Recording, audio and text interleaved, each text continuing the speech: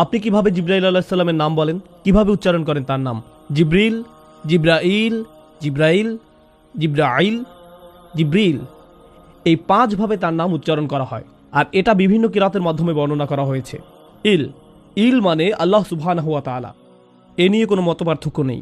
Zebra মানে বান্দা বা দাস, তাহলে জিব্রাইল অর্থ আল্লাহর দাস, সুতরাং এটা হলো তার নাম এবং নামের অর্থ। রসুল সাল্লাল্লাহু আলাইহি সাল্লাম এবং আল্লাহ সুবহানাহু ওয়া তাআলা কিভাবে তাকে সম্বোধন করতেন, এটা আসলে একটা মজার বিষয়। যখন আমি এই বিষয়ে গবেষণা করা শুরু করলাম, প্রথম দিন এটা দেখে খুব অবাক হলাম যে আমি বুখারী শরীফ থেকে জিব্রাইল আলাইহিস সালাম সম্পর্কে বর্ণিত সকল হাদিস সংগ্রহ করলাম। প্রথমে যে হাদিস জিব্রাইল আলাইহিস সালামের নাম উল্লেখ করা আছে, রসুল সাল্লাল্লাহু আলাইহি সাল্লাম বলেন জিব্রিল সাল্লাল্লাহু আলাইহি সাল্লাম। আমরা সাধারণত জিব্রিলকে আলাইহিস সালাম বলে সম্বোধন করি, যার অর্থ তার উপর শান্তি বর্ষিত হোক, কিন্তু রসুল সাল্লাল্লাহু আলাইহি সাল্লাম তার উপর সালাওয়াতও পেশ করলেন সাল্লাল্লাহু আলাইহি সাল্লাম। রসুল সাল্লাল্লাহু আলাইহি সাল্লাম এটা করলেন জিব্রাইল আলাইহিস সালামের উচ্চ মর্যাদার কারণে। আরেকটা ব্যাপার, রসুল সাল্লাল্লাহু আলাইহি সাল্লাম প্রায় তার নাম বলে তাকে সম্বোধন করতেন না। জানেন কিভাবে করতেন? তিনি বলতেন, যিনি আমার রবের নিকট থেকে আসেন। আল্লাহ সুবহানাহু ওয়া তাআলা বিভিন্ন উপায়ে তাকে সম্বোধন করেন, সবগুলো আমার পক্ষে বর্ণনা করা সম্ভব নয়, এটা আরেকটা বিশাল অধ্যয়নের ব্যাপার। যিনি আমার রবের নিকট থেকে আসেন, ইনশাআল্লাহ ভবিষ্যতে এই বিষয়ে আলোচনা করা যাবে। তবে সবচেয়ে কমন যে বিষয়টি আপনি পাবেন তা হলো রূহ, স্পিরিট, শব্দটি আত্মা। আল্লাহ তাকে বলেন আর রূহুল কুদুস, পবিত্র আত্মা। আল্লাহ বলেন আর রূহুল আমিন, বিশ্বাসী আত্মা। আল্লাহ বলেন রূহানা, আমাদের আত্মা। আল্লাহ তাকে আরো ডাকেন রাসূলুন কারীম, সম্মানিত বার্তাবাহক।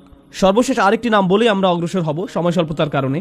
এই নামটি আল্লাহ বা রাসূল সাল্লাল্লাহু আলাইহি সাল্লামের পক্ষ থেকে নয়, বরং ওয়ারাকা ইবনে নওফলের কাছ থেকে, যিনি ছিলেন খাদিজা রাদিয়াল্লাহু তাআলা আনহার চাচতো ভাই। ওয়ারাকা বলেছিলেন ইনি হলেন আন-নামুস, আন-নামুস, যাকে মুসা আলাইহিস সালামের কাছে প্রেরণ করা হয়েছিল।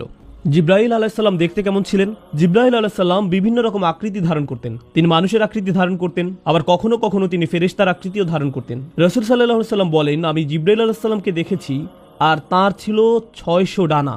রাসূল সাল্লাল্লাহু আলাইহি সাল্লাম বলেন, তিনি আল্লাহ প্রদত্ত একটি বিশাল সিংহাসনে উপবিষ্ট হয়ে সম্পূর্ণ দিগন্তকে ঢেকে ফেলতেন। রাসূল সাল্লাল্লাহু আলাইহি সাল্লাম আরও বলেন, ওই 600 ডানা শুধু ছড়ানোই থাকতো না, তার ডানাগুলো থেকে প্রতিনিয়ত মণিমুক্তা ঝরতে থাকতো।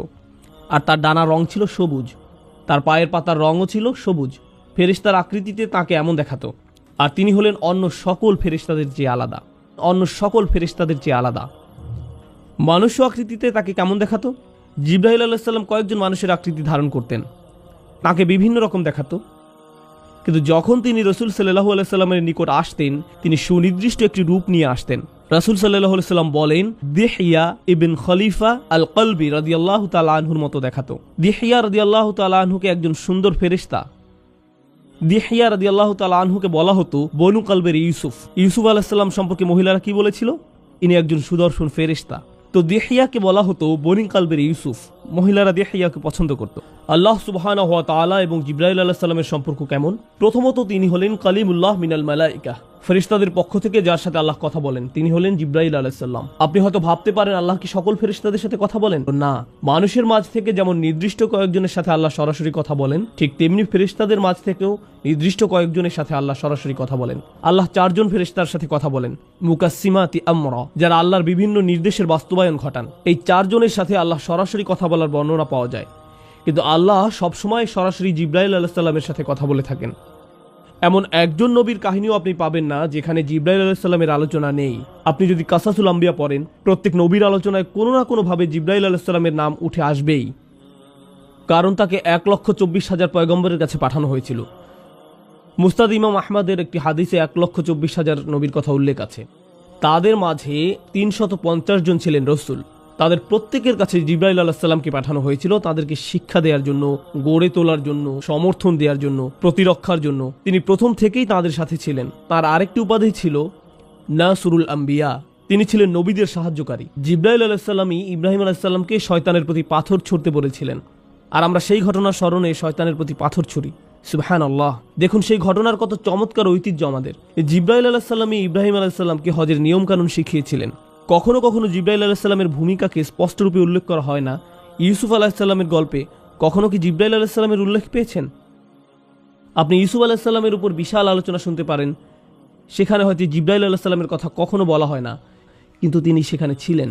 আয়াতে বলা হয় ওয়ালাম্মা বালাগা আশুদ্দাহু আতাইনাহু হিকমা ওয়া ইলমা। তিনি যখন প্রাপ্তবয়স্ক হলেন তখন আমরা তাকে প্রজ্ঞা এবং জ্ঞান দিয়েছি। এতে ইঙ্গিত পাওয়া যায় যে তার নবুয়ত অনেক কম বয়সে শুরু হয়। আল্লাহ এবং জিব্রাইল আলাইহিস সালামের সাথে তার সম্পর্ক অনেক কম বয়স থেকেই শুরু হয়। জিব্রাইল আলাইহিস সালামের সাথে হযরত ইউসুফের কখন প্রথম দেখা হয়?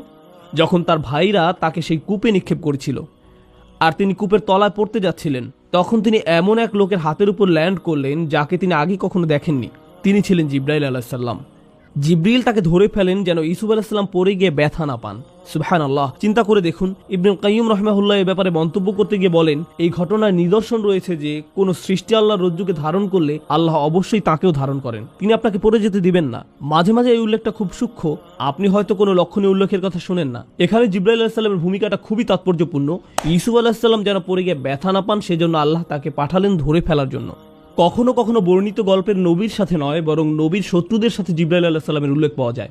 তো মুসা আলাইহিস সালামের ঘটনায় তিনি মুসা আলাইহিস সালামের সাথে বহুবার ছিলেন, কিন্তু মুসা আলাইহিস সালামের ঘটনায় আমরা জিব্রিল আলাইহিস সালামের উল্লেখের যে সহিহ বর্ণনা পাই তা আসলে তার শত্রু ফেরাউনের সাথে। তিরমিজি শরীফের একটি হাদিসে বর্ণিত আছে, জিব্রাইল আলাইহিস সালাম নবী করিম সাল্লাল্লাহু আলাইহি ওয়াসাল্লামের নিকট আসলেন এবং তাকে বললেন, ফেরাউনের মৃত্যুর দিন যদি আপনি আমাকে দেখতেন, সে যখন সমুদ্রের তলায় ডুবে মারা যাচ্ছিল, আমি গিয়ে তাকে পেলাম এবং তার মুখে কাদা নিক্ষেপ করতে লাগলাম। আমি ভয় পাচ্ছিলাম যে সে হয়তো লা ইলাহা ইল্লাল্লাহ বলে ফেলবে আর ফলে আল্লাহ তাকে ক্ষমা করে দিবেন, কারণ আমি ভয় পাচ্ছিলাম যে সে হয়তো অনুশোচনা করে লা ইলাহা ইল্লাল্লাহ বলে ফেলবে। আল্লাহ সুবহানাহু ওয়া তাআলাকে জিব্রাইল আলাইহিস সালামের চেয়ে বেশি কে চেনে? জিব্রাইল আলাইহিস সালাম জানেন আল্লাহ এতই দয়ালু যে এমনকি ফেরাউনের মতো পাপিষ্ঠরও সুযোগ রয়েছে, আর তিনি আশঙ্কা করছিলেন যে ফেরাউনের এক মুহূর্তের অনুশোচনা তার হয়তো সারা জিন্দেগীর অপরাধ মুছে দিতে পারে। জিব্রাইল আলাইহিস সালাম চিন্তিত ছিলেন যে ফেরাউনের জন্য হয়তো একটা সুযোগ তৈরি হতে পারে। এখন জিব্রাইল আলাইহিস সালাম কি ফেরাউনের ভাগ্য নষ্ট করে দিয়েছেন? না। আল্লাহ জিব্রাইল আলাইহিস সালামকে বলেন, হে জিব্রাইল, আমার ইজ্জত ও গৌরবের কসম, যদি সে আন্তরিকতার সাথে ক্ষমা চাইতো আমি তাকে ক্ষমা করে দিতাম। তার মুখে তোমার কাদা নিক্ষেপ কোনো কাজে আসতো না, আমি তবু তাকে ক্ষমা করে দিতাম। তার মুখে তোমার কাদা নিক্ষেপ কোনো কাজে আসতো না, আমি তবু তাকে ক্ষমা করে দিতাম। এখন দেখুন, আপনি হয়তো ভাবতে পারেন মুখে কাদা মারার কারণ কি? যখন পাপী ব্যক্তি মারা যায় ফেরেশতারা তার মুখে আঘাত করতে থাকে। জিব্রাইল আলাইহিস সালাম কেন ফেরাউনকে এত ঘৃণা করতেন? তিনি বলেন, আমি সেদিন থেকে তাকে ঘৃণা করতাম যেদিন সে বলেছিল আমি তোমাদের শ্রেষ্ঠ প্রভু। হাদিসে আমরা জিব্রাইল আলাইহিস সালামের একটা বিষয় দেখতে পাই, মাঝে মাঝে যখন জিব্রাইল আলাইহিস সালাম রাসূল সাল্লাল্লাহু আলাইহি সাল্লামের কাছে আসতেন, তিনি বলতেন না আল্লাহ এটা বলেছেন, বরং তিনি বলতেন আল আলা, সর্বোত্তম প্রভু, সর্বোত্তম প্রভু। এতে আল্লাহ সুবহানাহু ওয়া তাআলার প্রতি জিব্রাইল আলাইহিস সালামের অপরিসীম শ্রদ্ধার প্রকাশ পায়। পরিশেষে ইমরানের পরিবারের সাথে কোনো সময় জিব্রাইল আলাইহিস সালামকে নবীর সাথে উল্লেখ না করে নবীর পরিবারের সাথে উল্লেখ করা হয়। তো আমরা মরিয়ম আলাইহিস সালামের ঘটনা জানি। মরিয়ম আলাইহিস সালাম মসজিদের বাইরে পূর্ব দিকের কোনো এক স্থানে যেতেন, মাকানান শারকিয়া। তিনি মাসে একবার মসজিদের বাইরে পূর্ব দিকের কোনো এক জায়গায় যেতেন। অনেক আলেমের মতে সেটা ছিল সূর্যোদয় দেখার উদ্দেশ্যে। তিনি সেখানে গিয়ে সূর্যোদয় দেখতেন আর আল্লাহর জিকির করতেন। তিনি সেখানে মাটিতে দুটো লাঠি গেড়ে পর্দা টাঙিয়ে দিতেন যেন এই খোলা জায়গায় মানুষ বুঝতে পারে এটা তার বসার জায়গা, কেউ যেন এটা নিকটে না আসে। তিনি অল্প বয়স্ক মেয়ে ছিলেন, 14 থেকে 18 বছর বয়সের। মোট কথা তিনি একজন টিনেজার ছিলেন, আর তিনি একা আল্লাহর উপাসনা করছেন, আল্লাহকে একা একা স্মরণ করছেন। আল্লাহ তাআলা বলেন, ফাআরসালনা ইলাইহা রূহানা, আমরা তার কাছে আমাদের রূহকে পাঠালাম। ফাতামাসসালা লাহা বাশারান সাওয়িয়া, জিব্রাইল আলাইহিস সালাম তার নিকট একজন সুদর্শন পুরুষ আকৃতিতে আবির্ভূত হলেন। জিব্রাইল আলাইহিস সালাম মুখ খুলে কিছু বলার আগেই মরিয়ম আলাইহিস সালাম তাকে দেখে বললেন, আউযু বিরহমানি মিনকা ইন কুনতা তাকিয়া, আমি পরম করুণাময়ের কাছে তোমার থেকে আশ্রয় চাচ্ছি যদি তোমার অন্তরে আল্লাহর কোনো ভয় থাকে, মানে যদি তোমার ন্যূনতম কোনো শালীনতা থেকে থাকে, ভাগো এখান থেকে, কোনো কথাও বলতে যেও না, মনে করো যে এটা কখনো ঘটেনি, যাও আল্লাহর নিকট ক্ষমা প্রার্থনা করো। তাই প্রিয় বোনেরা, যদি কোনো ভাই আপনার নিকট এগিয়ে আসে তাদের সাথে এভাবে আচরণ করার চেষ্টা করুন। দেখুন আরবিতে কথাটা বলেন, দেখুন কি ঘটে। যদি তিনি আরবি নাও বুঝেন, তিনি ভাববেন না এই আপুর থেকে দূরে থাকাই উত্তম। আমরা এই গল্পে যদি আবার ফেরত যাই তাহলে দেখব যে মরিয়ম আলাইহিস সালাম জিব্রাইল আলাইহিস সালামের সাথে পরে কথা বলেছিলেন। কিন্তু কেন? কারণ মরিয়ম আলাইহিস সালামের এভাবে কঠিন স্বরে কথা বলতে দেখে জিব্রাইল আলাইহিস সালাম সাথে সাথে মানুষ্য আকৃতি থেকে ফেরেশতার আকৃতি ধারণ করেন। তিনি তার মানুষ্য আকৃতি ত্যাগ করেন এবং ফেরেশতার আকৃতিতে ফিরে যান, আর সেটা 600 ডানার পূর্ণ আকৃতি ছিল না। এরপর তিনি কথা চালিয়ে যান, ইন্নামা আনা রাসূলু রাব্বিকি লিআহাবা লাকি গুলামান যাকিয়া, আমি আল্লাহর একজন দূত, আপনার নিকট একজন পবিত্র সন্তানের সুসংবাদ নিয়ে এসেছি। আল্লাহ এই সিদ্ধান্ত নিয়েছেন এবং কাযালিক, এটা ইতিমধ্যে করা হয়েছে। ওয়ালিনাজআলাহু আয়াতাল লিন্নাস ওয়া রাহমাতাম মিন্না, আমি তাকে মানুষের জন্য একটি নিদর্শন ও আমার পক্ষ থেকে অনুগ্রহ শুরু করতে চাই। ওয়া কানা আমরান মাকদিয়া, আর এই প্রক্রিয়া ইতোমধ্যে শুরু হয়ে গেছে। এখানে কাদা মানে সিদ্ধান্তের বাস্তবায়ন, আর কানা আমরান মাকদিয়া মানে আপনি ইতোমধ্যে গর্ভবতী হয়ে গেছেন। ফাহামালাতহু, অতঃপর তিনি গর্ভে সন্তান ধারণ করলেন। ফান্তাবাদাত বিহি মাকানান কসিয়া, ওই অবস্থায় এক দূরবর্তী স্থানে চলে গেলেন। গর্ভকালীন পুরো সময়টা তিনি লুকিয়ে থাকলেন। আর যখন সন্তান জন্মদানের সময় আসলো, মনে রাখবেন তিনি ছিলেন একজন অনভিজ্ঞ তরুণী, তার পাশে সাহায্য করার মতো কেউ ছিল না। তিনি পূর্বে কখনো সন্তান জন্ম দেননি। প্রসব বেদনা তাকে এক খেজুর বৃক্ষের মূলে আশ্রয় নিতে বাধ্য করলো। তিনি বললেন, হায়, আমি যদি কোনো কারণে এর পূর্বেই মারা যেতাম এবং মানুষের স্মৃতি থেকে বিলুপ্ত হয়ে যেতাম। যেহেতু মরিয়ম আলাইহিস সালামের গর্ভধারণ বা সন্তান জন্মদানের কোনো অভিজ্ঞতা ছিল না, আর গর্ভধারণ এবং সন্তান জন্মদান একজন মেয়ের প্রায় মৃত্যুর কাছাকাছি নিয়ে যায়। মহিলারা যারা শুনছেন তারা হয়তো ভাবছেন, হ্যাঁ আমরা জানি। যেহেতু গর্ভধারণ এবং সন্তান জন্মদান একজন মেয়েকে প্রায় মৃত্যুর কাছাকাছি নিয়ে যায়, মনে করছিলেন তিনি মারা যাচ্ছেন। ফানাদাহা মিন তাহতিহা আল্লা তাহজানি, জিবরাইল আলাইহিস সালাম এই সময়টাতে তাকে সান্ত্বনা দিতে লাগলেন। আপনি মনে করছেন যে মানুষ আপনাকে নিয়ে কুৎসা রটনা করবে, কিন্তু বাস্তবতা হলো একসময় মানবজাতির কাছে ওহী পাঠানো হবে, আর তাতে উল্লেখ থাকবে যে অযকুর ফি কিতাবি মারিয়াম, এই কিতাবে মারিয়ামের কাহিনী বর্ণনা করুন। আর দেখো, কদ জাআলা রাব্বুকা তাহতাকা সারিয়া, তোমার পালনকর্তা তোমার পায়ের তলায় একটি নহর জারি করেছেন, আর তুমি খেজুর গাছের কাণ্ড ধরে তোমার দিকে নাড়া দাও, তাহলে তা তোমার উপর তাজা পাকা খেজুর ফেলবে। ফাকুলি ওয়াশরাবি অকররি আইনান, অতঃপর তুমি খাও, পান করো এবং চোখ জোড়াও। তোমার বাচ্চা তোমার চক্ষু শীতলকারী হওয়ার কথা, তোমার বাচ্চার দিকে তাকাও, কষ্টের দৃষ্টিতে নয়, সুখের দৃষ্টিতে। অতঃপর দ্বিতীয় পরীক্ষা আসলো, যখন তোমার সম্প্রদায় তোমার সন্তান সম্পর্কে জিজ্ঞেস করবে, তখন তুমি নিজের সমর্থনে কোনো কথা বলতে পারবে না। এবং ইতিমধ্যে মরিয়ম আলাইহিস সালামের পূর্ণ বিশ্বাস তৈরি হয়ে গেল যে আল্লাহর সাহায্য তার সাথেই রয়েছে। তাই মরিয়ম আলাইহিস সালাম যখন তার সম্প্রদায়ের সম্মুখীন হলেন, তিনি জানতেন না যে আল্লাহ কিভাবে তাকে রক্ষা করবেন, কিন্তু যেহেতু তাকে সঠিক উপায়ে প্রশিক্ষিত করা হয়েছে, আল্লাহর উপর তার নির্ভরতা চূড়ান্ত রূপে আবির্ভূত হলো। তিনি ভাবলেন কিছু একটা ঘটতে যাচ্ছে, আর ঠিকই আল্লাহ সুবহানাহু ওয়া তাআলা তাকে পুরস্কৃত করলেন। এখানে জিবরাইল আলাইহিস সালাম ঈসা আলাইহিস সালামের দায়িত্ব গ্রহণ করেন। আল্লাহ সুবহানাহু ওয়া তাআলা বলেন, আমরা তাকে পবিত্র আত্মার মাধ্যমে সাহায্য করেছি। এমনকি আল্লাহ এটাকে ঈসা আলাইহিস সালামের প্রতি একটি অনুগ্রহ হিসেবে উল্লেখ করেন, আমি তোমাকে পবিত্র আত্মার মাধ্যমে সাহায্য করেছি। ঈসা আলাইহিস সালামকে জিবরাইল আলাইহিস সালামের মাধ্যমে তার সারা জীবন জুড়ে সাহায্য করা হয়। শুধু এটা নয়, বরং আলেমদের মতে জিবরাইল হচ্ছেন একমাত্র ফেরেশতা যিনি কোনো নবীকে আকাশে নিয়ে যেতে পারেন। তো যখন ঈসা আলাইহিস সালামকে ক্রুশবিদ্ধ করে হত্যা করার ষড়যন্ত্র করা হয়, তখন তাকে জীবিত অবস্থায় আকাশে উঠিয়ে নেওয়ার জন্য একজন ফেরেশতা পাঠানো হয়। কিয়ামতের পূর্বে আল্লাহর হুকুমে তাকে আবার পৃথিবীতে পাঠানো হবে, আর সে ফেরেশতা ছিলেন জিবরিল আলাইহিস সালাম। আমি এর তাৎপর্য বোঝার চেষ্টা করেছিলাম যে কেন আল্লাহ এই কথাটি অবায়না তানাজ্জালু ইল্লা বিআমরি রাব্বিকা সূরা মরিয়মে বলেছেন। বেশ কিছু দিনের জন্য জিবরাইল আলাইহিস সালাম দেখা না দিলে রাসূল সাল্লাল্লাহু আলাইহি ওয়াসাল্লাম মনে মনে দুঃখ পেতেন। আর তাই জিবরাইল আলাইহিস সালাম রাসূল সাল্লাল্লাহু আলাইহি ওয়াসাল্লামকে বললেন, দেখুন, আল্লাহর নির্দেশ পেলেই কেবল আমরা আপনার কাছে আসি, আমরা নিজেদের ইচ্ছামতো আসতে পারি না, আমরা এই সিদ্ধান্ত নিতে পারি না। আর এই কথাটি খুবই ব্যক্তিগত শোনায়, ওমা নাতানাজ্জালু ইল্লা বিআমরি রাব্বিক। কেন সূরা মরিয়মে? ইসলামী পণ্ডিতদের মতে এই সূরায় বর্ণিত প্রত্যেক নবীর ঘটনায় জিবরাইল আলাইহিস সালামের গুরুত্বপূর্ণ ভূমিকা রয়েছে। চিন্তা করে দেখুন, জাকারিয়া, মারিয়াম, ঈসা, ইব্রাহিম, মুসা, ইদ্রিস, ইসমাঈল আলাইহিসসালাম, ওনাদের সবার জীবনে জিবরাইল আলাইহিসসালাম গুরুত্বপূর্ণ ভূমিকা পালন করেন।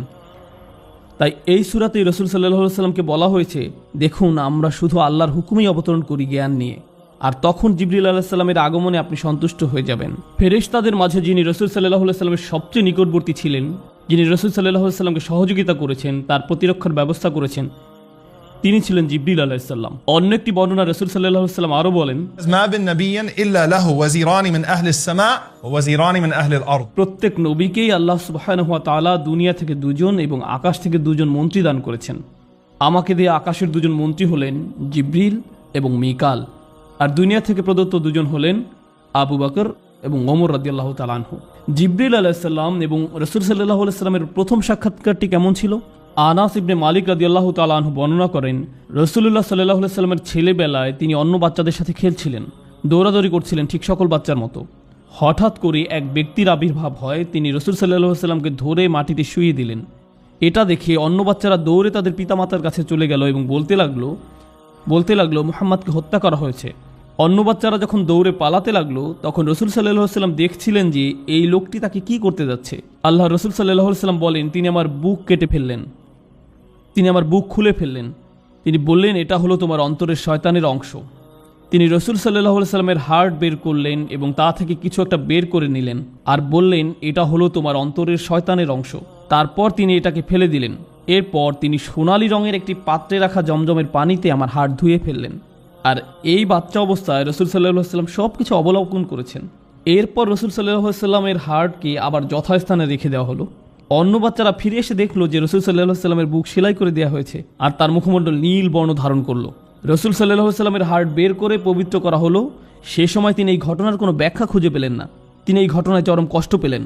তিনি বুঝতে পারলেন না যে কেন এটা হলো। তিনি বুঝতে পারলেন না এটা কি হলো। ঠিক 34 বছর পর তিনি যখন 40 বছর বয়সে পদার্পণ করলেন, আয়েশা রাদিয়াল্লাহু তাআলা আনহা বলেন, তিনি ভালো স্বপ্ন দেখতে লাগলেন। এটা তিনি একাধারে 6 মাস যাবৎ দেখতে লাগলেন। তিনি রাতে যা স্বপ্নে দেখতেন তাই দিনের বেলায় সত্যে পরিণত হতো।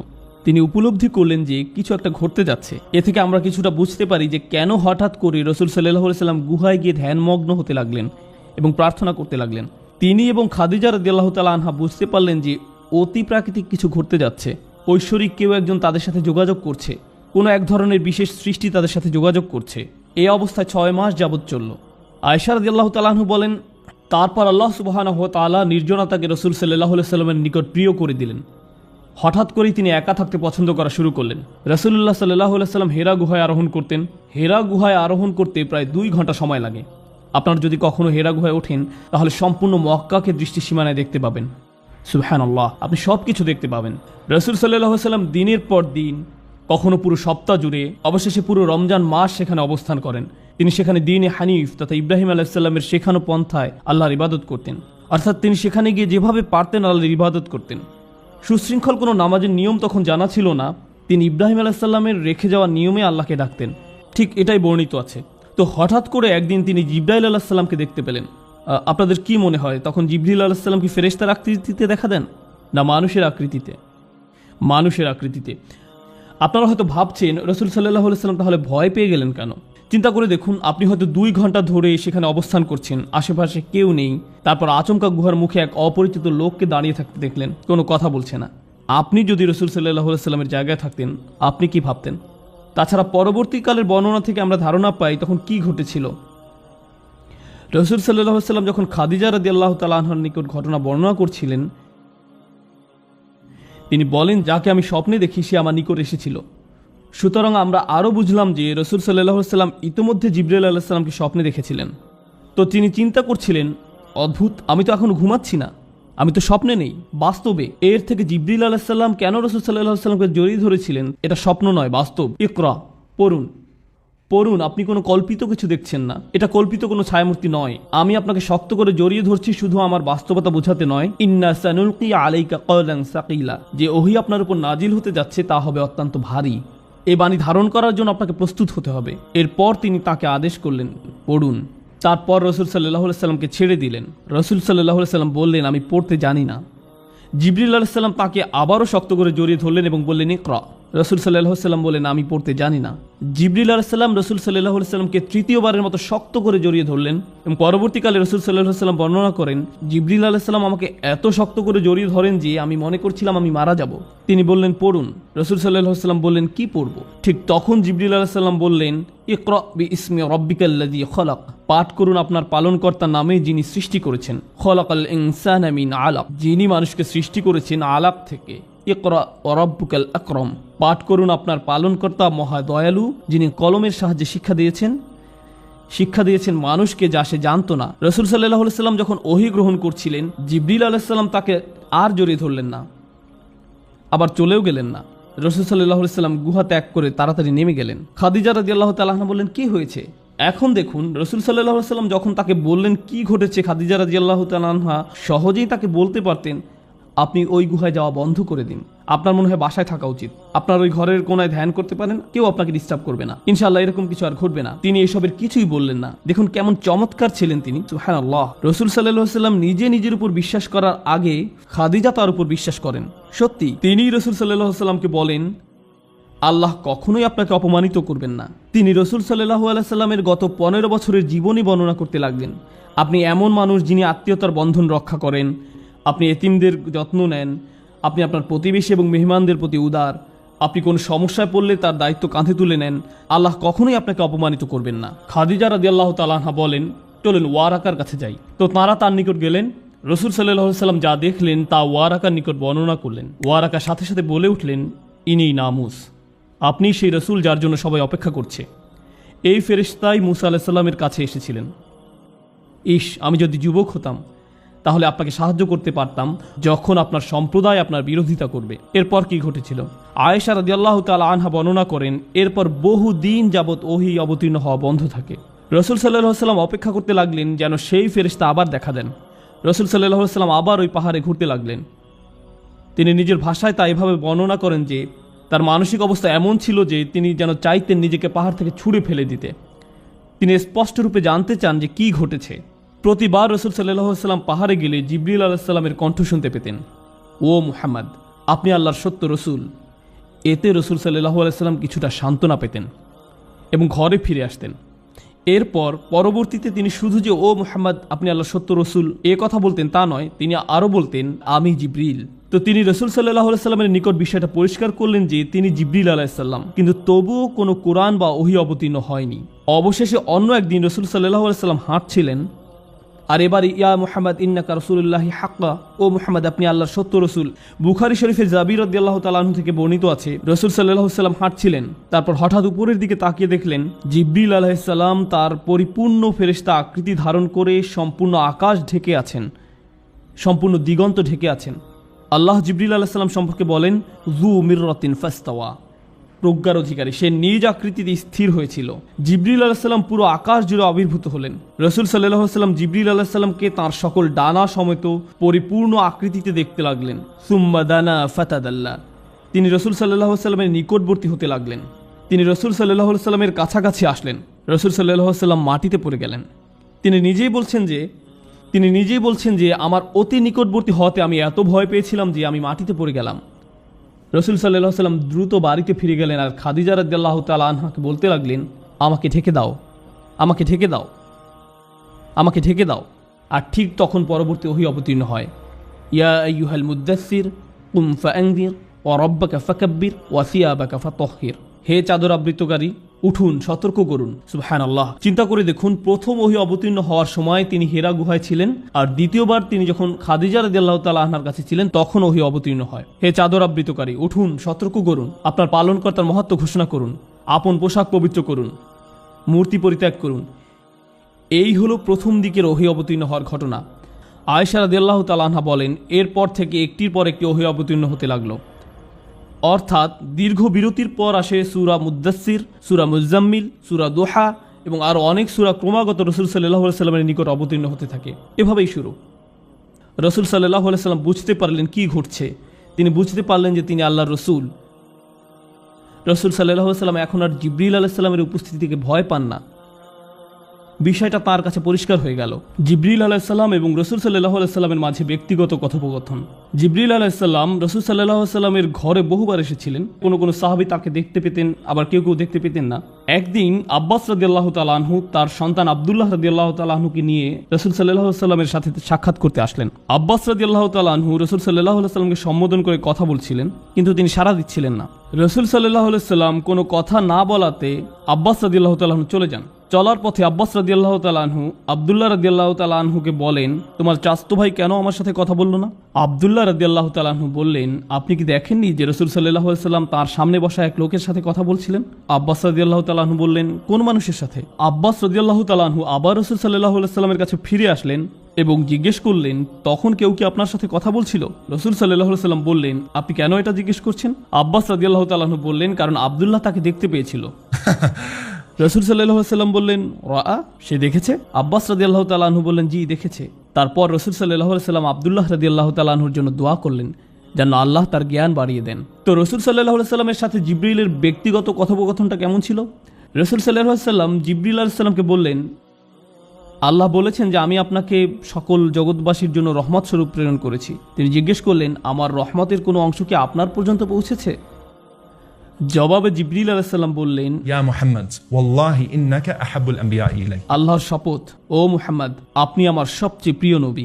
মানে আমাকে আজ পর্যন্ত এমন কারো কাছে পাঠানো হয়নি যাকে আমি আপনার থেকে বেশি ভালোবাসি। তিনি আরও বললেন, আপনার মাধ্যমে আমি নিরাপত্তা লাভ করেছি। আমি আমার ভাগ্য নিয়ে চিন্তায় থাকতাম যতক্ষণ না আপনার নিকট এই আয়াত অবতীর্ণ হলো, কুওয়াতিন ইনদাদিল আরশি মাকিন, যে শক্তিশালী আরশের মালিকের নিকট মর্যাদা সম্পন্ন প্রতিষ্ঠিত। মাদানী জীবনের অনেক ব্যক্তিগত আলোচনায় জিবরিল আলাইহিস সালাম বারবার রাসূল সাল্লাল্লাহু আলাইহি সাল্লামকে আশ্বস্ত করেছেন। কেন? কারণ দেখুন, রাসূল সাল্লাল্লাহু আলাইহি সাল্লাম জানলেন যে তিনি এবং বিশ্বাসীরা নিরাপদ। কিন্তু রাসূল সাল্লাল্লাহু আলাইহি সাল্লাম এখন কাকে নিয়ে উদ্বিগ্ন? আমাদেরকে নিয়ে, যারা পরবর্তীতে আসবে। তাই তিনি উম্মতি উম্মতি উম্মতি বলে কাঁদতেন। তাই আল্লাহ জিবরিল আলাইহিস সালামকে পাঠালেন। জিবরিল আলাইহিস সালাম বললেন, ইয়া মুহাম্মদ, আমরা আপনার উম্মতের বিষয়ে আপনাকে সন্তুষ্ট করে দেব। আমরা আপনাকে হতাশ করব না। আপনার উম্মত ঠিক থাকবে। তিনি মদিনায় রাসূল সাল্লাল্লাহু আলাইহি সাল্লামকে বারবার নিশ্চয়তা দিতেন, কারণ রাসূল সাল্লাল্লাহু আলাইহি সাল্লাম পরবর্তীতে আসা উম্মত নিয়ে উদ্বিগ্ন থাকতেন। সাহাবীরা নিরাপদ, কিন্তু যারা পরবর্তীতে আসবে তাদের কি হবে? আরেকবার ওমর রাদিয়াল্লাহু তাআলা আনহু বলেন, আর এটা বুখারীতে বর্ণিত আছে, আমি একবার মদিনাতে রাসূল সাল্লাল্লাহু আলাইহি সাল্লামের সাথে হাঁটছিলাম। হাঁটতে হাঁটতে আমরা মদিনার হাররা নামক স্থানে উপস্থিত হলাম। তিনি আমাকে এখানে বসতে বললেন। হঠাৎ তিনি হাঁটতে লাগলেন, আর তখন স্পষ্টত তিনি জিবরিল আলাইহিস সালামের সাথে কথা বলছিলেন। তারা কিছুক্ষণের জন্য হাঁটলেন, আর আমি বসে থাকলাম। আর এই হাঁটা অবস্থায় রাসূল সাল্লাল্লাহু আলাইহি সাল্লাম বলছেন, ওয়া ইনজানা ওয়া সারাক ওয়া ইনজারা ওয়া সারাক ওয়া ইনজানা ওয়া সারাক, এমনকি যদি সে জিনা করে বা চুরি করে, যদি সে জিনা করে বা চুরি করে। আর ওমর রাদিয়াল্লাহু তাআলা আনহু উত্তর শুনতে পাচ্ছিলেন না। ইয়া রাসূলুল্লাহ, ওইটা কি ছিল? রাসূল সাল্লাল্লাহু আলাইহি সাল্লাম বললেন, তিনি ছিলেন জিবরিল আলাইহিস সালাম। তিনি এসেছিলেন আমাকে সুসংবাদ দিতে যে এই উম্মতের প্রত্যেক ব্যক্তি অবশেষে জান্নাতে প্রবেশ করবে। তাই রাসূল সাল্লাল্লাহু আলাইহি সাল্লাম বললেন, এমনকি যদি সে জিনা বা চুরি করে, হ্যাঁ, এমনকি যদি সে জিনা বা চুরি করে, অবশেষে সে জান্নাতে প্রবেশ করবে। তো তিনি এভাবে রাসূল সাল্লাল্লাহু আলাইহি সাল্লামকে সান্ত্বনা দিলেন।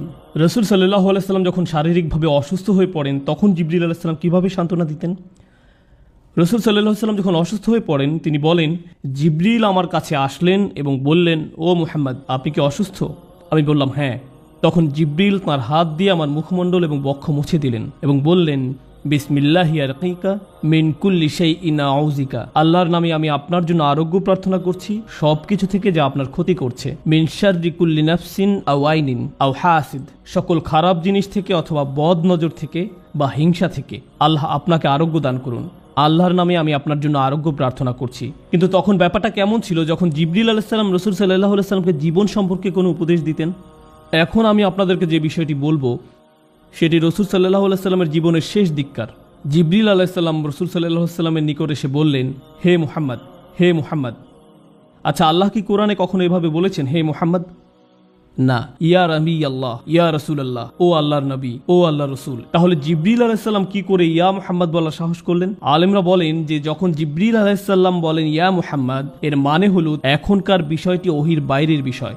যখন আমি আপনাকে ইয়া মুহাম্মদ বলি, তার মানে বিষয়টি আপনি মুহাম্মদ আর আমার মধ্যকার। সুতরাং এটা হলো কেবল এমন একক সময় যখন জিবরাইল ইয়া রাসূলুল্লাহ বলে সম্বোধন করলেন না। সুতরাং তিনি বললেন, হে মুহাম্মদ, 5টি উপদেশ দিচ্ছি আপনাকে।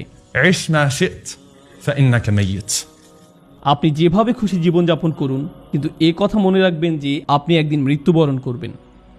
তিনি আরও বলেন, واحبب ما شئت فإنك مفارق. আপনি যাকে খুশি ভালোবাসুন, কিন্তু মনে রাখবেন যে একদিন আপনি তার থেকে বিচ্ছিন্ন হয়ে যাবেন। واعمل ما شئت فإنك مجزي به.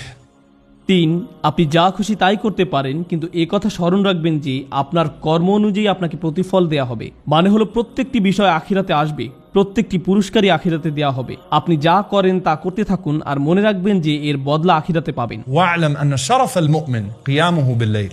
জেনে রাখুন, একজন বিশ্বাসীর জন্য সত্যিকারের আভিজাত্য রাত্রিবেলা নামাজে দাঁড়ানোর মাঝে, আর তার প্রকৃত মর্যাদা আত্মনির্ভরশীলতার মাঝে। নিজেকে মানুষের প্রয়োজন থেকে মুক্ত রাখতে চেষ্টা করুন। আর্থিকভাবে, আবেগের দিক থেকে, মানসিকভাবে বা শারীরিকভাবেই হোক, একজন মানুষ হিসাবে আপনার সম্মান ও মর্যাদা অন্য মানুষের উপর নির্ভর না হওয়ার প্রচেষ্টার মাঝে। যে কোনো ব্যাপারেই হোক না কেন, নিজেকে মানুষের প্রয়োজন থেকে মুক্ত রাখতে চেষ্টা করুন। এরপর রাসূল সাল্লাল্লাহু আলাইহি ওয়াসাল্লাম জীবনের অন্তিম সময় অনুভব করলেন। আর যখন অবস্থা ক্রমান্বয়ে খারাপ হতে থাকে, আবু সাঈদ খুদরি রাদিয়াল্লাহু তাআলা আনহু বর্ণনা করেন, রাসূল সাল্লাল্লাহু আলাইহি ওয়াসাল্লাম সাহাবাদের মাঝে অবস্থান করছিলেন। তিনি খুব সাধারণভাবে বললেন, নিশ্চয়ই আল্লাহ তাআলা তাঁর এক বান্দাকে এভাবে এখতিয়ার দিয়েছেন যে বান্দা হয় দুনিয়ার শান শওকতকে পছন্দ করবে, অথবা যা কিছু আল্লাহর কাছে রয়েছে তা থেকে পছন্দ করবে। রাসূল সাল্লাল্লাহু আলাইহি ওয়াসাল্লামের বাড়িতে সবাই কাঁদছিল, কারণ সবাই বুঝতে পারছিলেন যে রাসূল সাল্লাল্লাহু আলাইহি ওয়াসাল্লামের অন্তিম সময় চলে এসেছে। তিনি শেষ সময়ের নিকটবর্তী। বিশেষ করে ফাতিমা রাদিয়াল্লাহু তাআলা আনহা ভীষণভাবে বিধ্বস্ত হলেন। তার কন্যা উম্মু আবিহা, তার পিতার মা, সর্বদা তার সাথে ছিলেন ওই সময়। রাসূল সাল্লাল্লাহু আলাইহি সাল্লাম তার প্রতি ভালোবাসা দেখালেন, মমতা দেখালেন। এমনকি যখন তিনি কোনোভাবে কথাও বলতে পারছিলেন না, তখনও তিনি হাতের ইশারায় ফাতিমাকে ডাকলেন। ফাতিমা রাদিয়াল্লাহু তাআলা আনহা কাছে আসলেন। রাসূল সাল্লাল্লাহু আলাইহি সাল্লাম তাকে আরও নিকটে আসতে বললেন, তার কানে কিছু বললেন। ফাতিমা রাদিয়াল্লাহু তাআলা আনহা আরও বেশি করে কাঁদতে লাগলেন। রাসূল সাল্লাল্লাহু আলাইহি সাল্লাম তাকে পুনরায় কাছে আসতে বললেন এবং চুপিসারে আরও কিছু কথা বললেন। এবার কথা শুনে ফাতিমা রাদিয়াল্লাহু তাআলা আনহা হাসিতে ফেটে পড়লেন। আয়েশা রাদিয়াল্লাহু তাআলা আনহা এগুলো দেখে হতবুদ্ধি হয়ে গেলেন যে একবার ফাতিমা কাঁদছেন, আবার হঠাৎ করে হাসছেন। সুতরাং তিনি ফাতিমা রাদিয়াল্লাহু তাআলা আনহাকে চাপাচাপি করছিলেন যে বলো না, কি বলেছেন তিনি। শেষে ফাতিমা রাদিয়াল্লাহু তাআলা আনহা বলতে বাধ্য হলেন যে তিনি বলেছেন, জিব্রাইল সাধারণত প্রতি রমজানে আমাকে নিয়ে পুরো কোরআন একবার ঝালিয়ে নেন, আর এই বছর রমজানে তিনি 2 বার পুনঃপাঠ করেছেন। তার মানে হলো জিবরিল আলাইহিস সালাম ওহীকে শক্তিশালী করে দিলেন, আর আমার মনে হয় না আমি আর রোগ থেকে আরোগ্য লাভ করব। আয়েশা রাদিয়াল্লাহু তাআলা আনহা রাসূল সাল্লাল্লাহু আলাইহি ওয়াসাল্লামকে যেখানে নিয়ে যাওয়া প্রয়োজন সেখানে নিয়ে যাচ্ছেন। তিনি রাসূল সাল্লাল্লাহু আলাইহি ওয়াসাল্লামকে দৃঢ় হতে সাহায্য করেন, আর এমত অবস্থায় রাসূল সাল্লাল্লাহু আলাইহি ওয়াসাল্লাম তার শরীরে হেলান দিয়ে আছেন। তার দৃষ্টি পড়ল আব্দুর রহমান ইবনে আবু বকর রাদিয়াল্লাহু তাআলা আনহুর উপরে, যিনি আয়েশা রাদিয়াল্লাহু তাআলা আনহার ভাই। তিনি দেখলেন তার পকেটে একটি মিসওয়াক রয়েছে এবং আয়েশা রাদিয়াল্লাহু তাআলা আনহা বললেন যে আমি বুঝতে পারছিলাম যে রাসূল সাল্লাল্লাহু আলাইহি ওয়াসাল্লাম এটি পেতে চাচ্ছেন। আয়েশা রাদিয়াল্লাহু তাআলা আনহা রাসূল সাল্লাল্লাহু আলাইহি ওয়াসাল্লামকে বললেন, আপনি কি মিসওয়াক চান? রাসূল সাল্লাল্লাহু আলাইহি ওয়াসাল্লাম মাথা নাড়িয়ে সম্মতি দিলেন। আব্দুর রহমান তার অব্যবহৃত মিসওয়াকটি আয়েশা রাদিয়াল্লাহু তাআলা আনহাকে দিলেন। তিনি এটাকে চিবিয়ে নরম করলেন এবং রাসূল সাল্লাল্লাহু আলাইহি ওয়াসাল্লামের মুখে পুরে দিলেন। অর্থ হলো রাসূল সাল্লাল্লাহু আলাইহি ওয়াসাল্লাম প্রত্যেক ওয়াক্ত সালাতের পূর্বে মিসওয়াক করতেন, কারণ তিনি চাইতেন যে আল্লাহর সাথে সাক্ষাৎকালে যেন তার শ্বাস প্রশ্বাস বিশুদ্ধ থাকে। প্রতিদিনই 5 বার। তিনি বললেন তিনি এটিকে ফরজ করতে পারতেন যদি উম্মতের জন্য কষ্টকর না হতো। তিনি আল্লাহর সাথে সাক্ষাতের পূর্বে প্রতিবারই মিসওয়াক করতেন। আয়েশা রাদিয়াল্লাহু তাআলা আনহা বলেন, যখন তিনি মিসওয়াক করা সমাপ্ত করলেন, دخل علينا جبريل তখনই জিবরিল আলাইহিস সালাম আমাদের মাঝে প্রবেশ করলেন। আয়েশা রাদিয়াল্লাহু তাআলা আনহা রাসূল সাল্লাল্লাহু আলাইহি ওয়াসাল্লামের দিকে তাকালেন আর দেখতে পেলেন তাঁর চেহারা আলোয় উদ্ভাসিত হলো। জিবরিল আলাইহিস সালাম, যিনি নবীকে উপরের উপদেশগুলো দিয়েছিলেন, তিনি নবী সাল্লাল্লাহু আলাইহি ওয়াসাল্লামকে বললেন, শুনুন, আমি আপনাকে একটি বিষয় পছন্দ করতে বলবো। হয়তো আপনি আপনার সাহাবীদের সাথে থাকবেন এবং সুন্দরভাবে জীবনযাপন করবেন, অথবা আপনি সর্বোচ্চ আল্লাহর সাহচর্যে থাকবেন। জিবরিল আলাইহিস সালাম যখন এই কথাটি বললেন, তখন নবী সাল্লাল্লাহু আলাইহি ওয়াসাল্লাম তার উত্তরে বললেন, বালা রফিকিল আলা, আল্লাহুম্মা রফিকিল আলা। ও আল্লাহ, আমি সর্বোচ্চ বন্ধুর সাহচর্য কামনা করি। আয়েশা রাদিয়াল্লাহু তাআলা আনহা বলেন, যখন তিনি আর রফিকিল আলা বলছেন, তিনি যেন তার সমস্ত শরীরকে ছেড়ে দিচ্ছেন। الرفيق الأعلى ও আল্লাহ, আল্লাহর সাহচর্য বলতে বলতে তার হাত পড়ে গেল। রাসূল সাল্লাল্লাহু আলাইহি ওয়াসাল্লাম ইন্তেকাল করলেন। যখন এই ঘটনা হলো, আয়েশা রাদিয়াল্লাহু তাআলা আনহা চিৎকার করে উঠলেন। ফাতিমা রাদিয়াল্লাহু তাআলা আনহা যখন আয়েশা রাদিয়াল্লাহু তাআলা আনহার চিৎকার শুনতে পেলেন, তিনি আকাশের দিকে তাকিয়ে বললেন, ইয়া আবাতা মান রাব্বিহি মা আদনা, হে আমার পিতা, আপনি আপনার রবের কতটা সন্নিকটে আছেন এখন। يا أبتا إلى جبريل ننعى হে আমার পিতা, আমরা জিব্রাইলের নিকট আপনার মৃত্যুর সংবাদ ঘোষণা দিচ্ছি। ইয়া আবাতা জান্নাতুল ফিরদাউসি মাওয়া, হে আমার পিতা, জান্নাতই আপনার বর্তমান ঠিকানা। এবং এ কথাটি তিনি বারবার বলতে থাকলেন, বলতেই থাকলেন। আপনি আপনার রবের কতটা নিকটে আছেন। জিব্রিলের নিকট আপনার প্রস্থানের ঘোষণা দিচ্ছি এবং জান্নাতুল ফিরদাউসি আপনার আবাসস্থল। সুবহানাল্লাহ। নবী সাল্লাল্লাহু আলাইহি ওয়াসাল্লাম মৃত্যুবরণ করেছেন এবং প্রত্যেকেই মৃত্যুবরণ করবে। নবী সাল্লাল্লাহু আলাইহি ওয়াসাল্লাম বলছেন জিবরিলও মৃত্যুবরণ করবে। চিন্তা করতে পারেন, জিবরিল আলাইহিস সালামও মারা যাবেন। নবী সাল্লাল্লাহু আলাইহি ওয়াসাল্লাম বলেন, সিংগায় ফুৎকার দেওয়ার পর আল্লাহ যাদের চান তারা ছাড়া আর কেউ স্থির থাকতে পারবে না, অন্য সবাই মৃত্যুবরণ করবে। আল্লাহ সুবহানাহু ওয়া তাআলা তাদেরকে তার সম্মুখে নিয়ে আসবেন, আর তারা হলেন জিবরিল, ইসরাফিল, মিকাল ও মৃত্যুর ফেরেশতা, যারা আল্লাহর আদেশসমূহের বাস্তবায়ন করেন। আল্লাহ মৃত্যুর ফেরেশতাকে জিজ্ঞেস করবেন, আর কারা কারা বাকি আছে। মৃত্যুর ফেরেশতা বলবেন, ও আল্লাহ, আপনার সম্মানিত পবিত্র চেহারার আপনার বান্দা আমি, আপনার বান্দা জিবরিল, আপনার বান্দা জিবরিল, আপনার বান্দা মিকাল এবং আপনার বান্দা ইসরাফিল। আল্লাহ বলবেন, মিকালের আত্মা নিয়ে নাও। তখন মিকালের আত্মা নিয়ে নেওয়া হবে। পুনরায় বলবেন, আর কে কে বাকি আছে। তিনি বলবেন, ও আল্লাহ, আপনি, আমি, জিবরিল এবং ইসরাফিল। আল্লাহ বলবেন, ইসরাফিলের আত্মা নিয়ে নাও। ইসরাফিলের আত্মা তার থেকে নিয়ে নেওয়া হবে। আল্লাহ আবারও বলবেন, আর কারা বাকি আছে। তিনি বলবেন, ওয়াজহুকাল বাকিল করিম, ও আল্লাহ, আপনার পবিত্র চেহারা, আপনার এই বান্দা এবং আপনার বান্দা জিবরিল, আমরা 2 বান্দা সবশেষে বাকি রয়েছি। আল্লাহ বলবেন, জিবরিলের আত্মা নিয়ে নাও। রাসূল সাল্লাল্লাহু আলাইহি ওয়াসাল্লাম বলেন, জিবরিল তার চেহারা নিয়ে পতিত হবেন এমন অবস্থায় যে তার ডানাগুলো বিস্তৃত অবস্থায় থাকবে আর সেগুলো আল্লাহর প্রশংসা করতে থাকবে। তিনি তাসবিহরত অবস্থায় মৃত্যুবরণ করবেন। এরপর আল্লাহ বলবেন, আর কে বাকি আছে? তখন মৃত্যুর ফেরেশতা বলবে, ইয়া আল্লাহ, কেবল আপনি আর আমিই বাকি আছি। আল্লাহ মৃত্যুর ফেরেশতাকে আদেশ করবেন মৃত্যুবরণ করার জন্য, আর মৃত্যুর ফেরেশতা মারা যাবেন। আর আল্লাহ বলবেন, কুল্লু মান আলাইহা ফান, প্রত্যেক ব্যক্তি ধ্বংসপ্রাপ্ত হবে। ওয়ায়াবকা ওয়াজহু রাব্বিকা যুল জালালি ওয়াল ইকরাম, আর কেবল আপনার মহামান্বিত রবের চেহারাই বাকি থাকবে। আল্লাহ নিজেকেই তখন জিজ্ঞেস করবেন, লিমানিল মুলকুল ইয়াউম, আজকের রাজত্ব কার? আল্লাহ নিজেই প্রত্যুত্তরে বলবেন, লিল্লাহি ওয়াহিদিল কাহ্হার, কেবল অদ্বিতীয় নিয়ন্ত্রণকারী আল্লাহর। রাসূল সাল্লাল্লাহু আলাইহি সাল্লাম বলেন, যখন আখিরাতে আমরা সবাই হাজির হব, তখন সমস্ত জমিন আল্লাহর আনুগত্যের প্রশংসায় একদম সমতল হবে। তিনি বলেন, হাসরের ময়দানে প্রত্যেকেই যে জায়গায় রয়েছে সে জায়গা থেকে একটুও নড়তে পারবে না। ثم أدعى أول الناس. তিনি বলেন, আল্লাহর নিকট আমাকেই প্রথম আহ্বান করা হবে।